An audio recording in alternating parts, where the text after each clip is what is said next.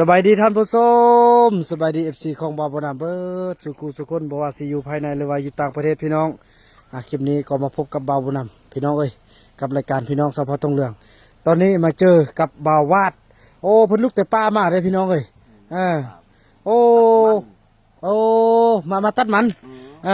มานี่มายังเงี้ยมาเบิ่งเฮือนเด้มาเบิ่งเฮือนเด้โอ้ไอ้วัดไอ้วัดสิได้เฮือนงามแล้ว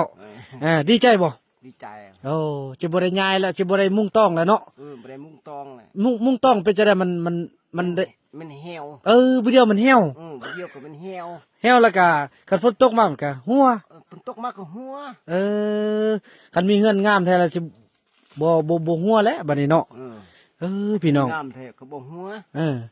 คือเจ้าอันมาเบิ่งเฮือนพี่น้องเอ้ยนี่เห็นบ่อันนี้ก็ถือว่าเดินทางมาแต่ป่าเลิ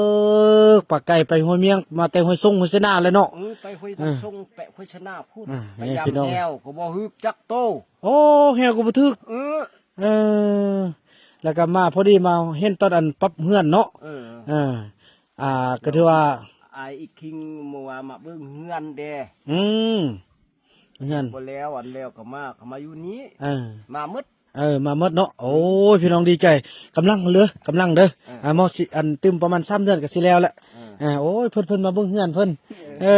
มาเบิ่งเฮือนได้แล้วบ่น่ะอะไรสะบำบังเฮานี่นะพี่น้องเอ้ยเนาะเพิ่นปอดพาเข้ามาอีกพี่น้องห้อยพระอีกปอดโถเพิ่นโว้มีมีดตัวนี้อีกเด้อคือว่ามีดหม้อแท้จริงมีดส้มโอ้บ่แม่นมีดน้อยโอ้มีดน้อยนี่เอาไว้เฮ็ดหยังนี่มีดนี่เอาไว้เฮ็ดหยังได้ซีนกับปาดบ่ได้ซีนก็บ่ปาดบ่ได้เบิ่งแค่เครื่องงามแท้เบิ่งขอยิงแค่เบิ่งดูงามขนาดพี่น้องเอ้ยปอไอ้วัดก็ว่างามบ่แค่นี่งามเนี่ยงามโอ้คันผู้สาวอันอยากคอห้อมแควนี่ให้ห้อมบ่ก็ห้อมเลยผู้ใดเนาะอยากมาสัมผัสเบิ่งรสชาติอันแควบาวาดนี่เกิดมานี่บ่เคยซี่จักเทื่อติเกิดมานี่ตั้งแต่เกิดมาน่ะซี่แควอยู่บ่บ่เคยเลยโอ้สาวๆคนใดอยากสัมผัส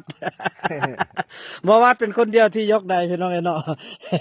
แต่ว่าแท้จริงก็ยกได้หมดแล้วแต่ว่าจักเป็นทึกสุกสตาร์จังได๋คือบาวาดนี่น้องพี่น้องก็แต่งตัว